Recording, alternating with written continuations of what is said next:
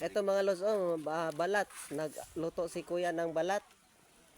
Oh, kung sa Cebu pa ito, bat. Kung sa Cebu, bat. Cebu na ang mga nakaraan, yung nakasawa dito. Mga nila noon, kuhan. Balat din siya, kalador. Meron pa na sa Cebu dito? Oo. Nakapangasawa? Oo. Yung kalador na dan, yung nahuli daw sila sa kuhan, sa ano? Ano yun, Malaysia. Malaysia? Ang layo naman. Doon sila nahuli na, pinasok nila, doon sila nanisid ng balat. Pinsanin ko rin yung asawa niya. Mahal pala yung kilo dito mga lods, oh. Magkano nga kilo dito kuya?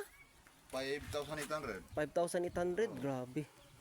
Dollar pala to kahit ano lang ito, oh, pero kung tingnan mo, tingnan mo, parang ano lang, oh.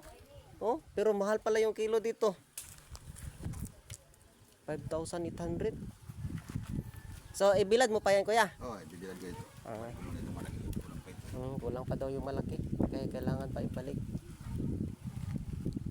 Ito nilalagyan pa rin ng apoy sa ilalim. Ayan? Oo, Ah. para madali siyang matuyo, maliban sa araw.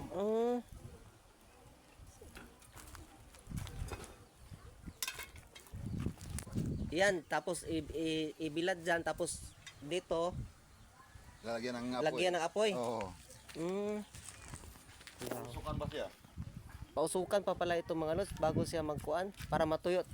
Pag matuyo na siya kuya, wala nang kuan, tuyo na talaga. Wala na. Saka padalhin doon sa bayan. Oo. Ano yan? Tay-tay. Yan, oh, patuyuan na. Lagyan na ng apoy ni kuya, oh. Ah, Luis. Lah, init. Init.